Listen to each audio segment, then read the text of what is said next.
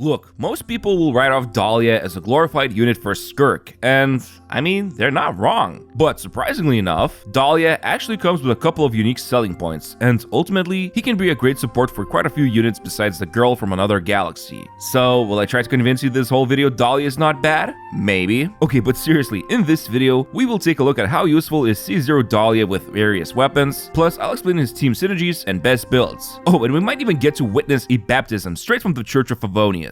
But first, this video is brought to you by Echocalypse, Scarlet Covenant, a 2D anime girl gacha game. And wow, this title has some stunning visuals, if you know what I mean. But besides admiring the artwork, you can also experience a cool post-apocalyptic story, where you, as the Awakener, lead the last hope of humanity, the Kimono Girl cases. Collect cases from various factions, build up power, and save your little sister from the seal by uncovering the truth of the world. And right now is the best time to jump into the game. Starting from June 14th, the 1.5 anniversary celebration has begun, and there's a lot of benefits waiting for you, including discounts that also apply to these gorgeous outfits. On top of that, there's a big event you can explore and earn tons of rewards from it. If that's not enough, from June 22nd, new hero Rosabelle, along with her Oath outfit, will be available to pull for, and boy oh boy does she have big potential here. No, seriously, she can summon a giant freaking laser beam. That's already a win in my book. So make sure to download Echocalypse Scarlet Covenant by using my link in the description, use my gift code shown on the screen, and don't miss out on all the limited rewards waiting for you. Most important of all, you'll also help support my channel. Right, so this little deacon will be running around with Sacrificial Sword and Noblesse Artifact set, which will have energy recharge on Sans, and then HP percent on both Goblet and Circlet. He's also gonna have talent levels shown here, and for now, he's Constellation 0. Anyway, so here's the elevator pitch for support Dahlia. He can provide a chunky shield, 20% attack speed, 20% attack buff from Noblesse set, and a couple of different premium sword buffs, like Freedom Sworn and Paw Patrol. Or if you don't have them, Favonius Sword Particles are also great for teams. Oh, and he also has this trampoline thingy for exploration purposes. Overall, he is a great support for Skirk, but he also has a few tricks up his sleeve when it comes to other units, and I'll talk about this more in the team section. But yeah, let's actually take a look at his kit first. And starting with normal attacks, what can I say? The dude probably forgot to enchant his sword with a Holy Blessing of Power +5, so the white damage is bad here. Don't waste resources on this talent, unless you're one of those Dahlia mains. Now, as for the skill, it deals pretty much negligible damage and creates 3 particles, or 6 if using Sacrificial Sword. You can also hold down the skill to select its position, and it's basically there to be utilized as a trampoline for exploration. Although you will notice there's a pretty annoying delay before you get launched into air. However, this does enable an insanely powerful synergy together with Albedo to create a super trampoline. Amazing. Finally, we have the burst. It deals, yet again, sad damage, but in exchange, for 12 seconds he obtains Favonian Favor effect, which creates a Hydro Shield for the active unit. And interestingly enough, it's actually made up of a bunch of smaller shields. Let me explain. So Dahlia can actually create up to 5 shields, the one he casts initially from the burst, and then up to 4 times by obtaining Benison stacks. 1 stack can be gained each time anyone in the team hits enemies 4 times with normal attacks, and 2 stacks can be gained from the first passive talent when a freeze reaction is caused, and this can happen every 8 seconds. In total, he can obtain 4 Benison stacks per burst duration. For example, in this simple scenario when playing Skirk's team, after casting Dahlia's burst, 1 freeze reaction immediately grants 2 stacks, and then after Skirk dishes out 8 normal attacks, we can see that the shield right now has 4 of these things hovering around it. And if the enemy breaks it, another shield immediately appears and 1 stack is consumed. Now, looking at the shield thickness, on average, it can achieve around 14,600 HP, which is pretty nice. And then since this is a Hydro Shield, it can absorb up to 36,000 HP or even more than 40k with level 10 talent when he has 45k HP himself. And this mega fat Hydro Shield might actually become a reality because the secret source Automaton boss is in the current Abyss and the new endgame Stygian Onslaught mode.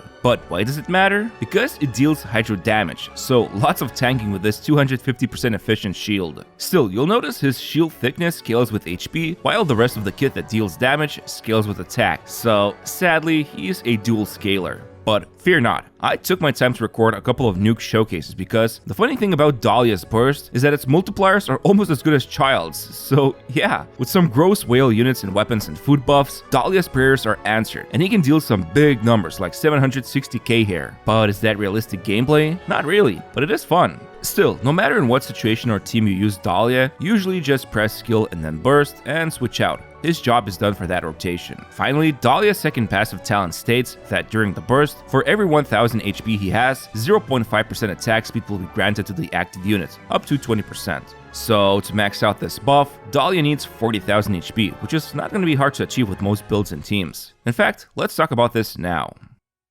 So the biggest pain point when playing Dahlia will be the energy requirements. Because he generates only 3 measly particles from the skill, in most teams he will need a lot of energy recharge. We're talking about roughly 200%, 235% energy recharge with these examples shown here, but ultimately, if you go with something like Sacrificial Sword, and if someone else in the team has Favonia's weapon, then he can just go with triple HP % main stats. But to be safe, it's best to just give him energy sands so he can activate the burst with no problem, since the entirety of his kit lies in the burst. Now, as for the artifact sets, Noblesse is hands down the best, but if someone else in the team already has it, then honestly, Cinder City, even if it only provides 12% damage boost, it's still better than nothing. Otherwise, if you don't have these sets, just go with a combo of 2-piece Tenacity and 2-piece More Cautious. And remember, if you use Favonia's Sword on him, he needs at least 60 to 70% critical rates, so you'll want a crit circlet. But regardless of any artifact set, HP % and energy recharge are the best substats to focus on. Most importantly, achieve 40,000 HP with him to get maximum 20% attack speed buff. But yeah, that's pretty much his build. And now when looking at the teams, he obviously will be best with Skirk. However, at least from my previous testing, with the 20% attack speed he can offer at C0, usually Skirk will be able to squeeze out additional N4 with our combos. But with C6 Dahlia, it's pretty much guaranteed Skirk can achieve an additional N5 instead. Now, Dahlia can use Freedom Sworn to buff Skirk, and its normal attack damage and attack boosting will be perfect for her. Here's a couple of rotations you can try out when using this weapon, since Dahlia does need to trigger 2 reactions to activate the weapon's passive. But yeah, I'd say this sword definitely elevates his usefulness for Skirk.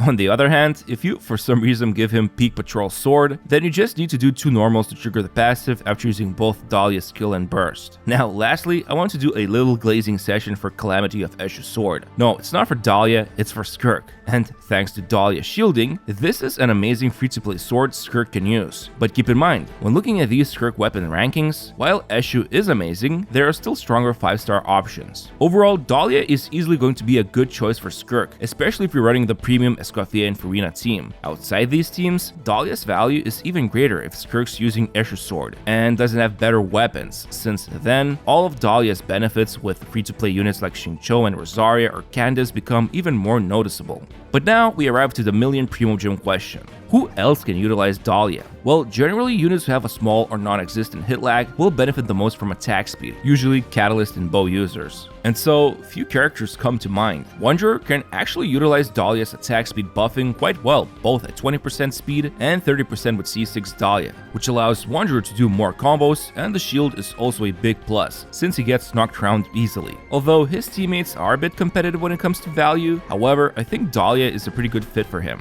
Then there's Yoimiya. A shield is always nice to have for her, and Dahlia ends up pretty good with her as well. Another Inazuma resident who will appreciate Dahlia will be Ayato. Standing in one place and whipping those slashes quickly is something that Ayato always wants to do. Also, if we take a ferry to Fontaine, Arlecchino might find this Favonian cleric useful as well, since you can't really heal her, so the shield is perfect for extra survivability, and the attack speed can help out a little bit as well. Look, long story short, if you ever used Mika, then Dahlia ends up in about the same situation, except he doesn't heal, so sadly, he doesn't work together with Farina. However, anybody who needs attack speed and or shielding will benefit from this cute little pasture.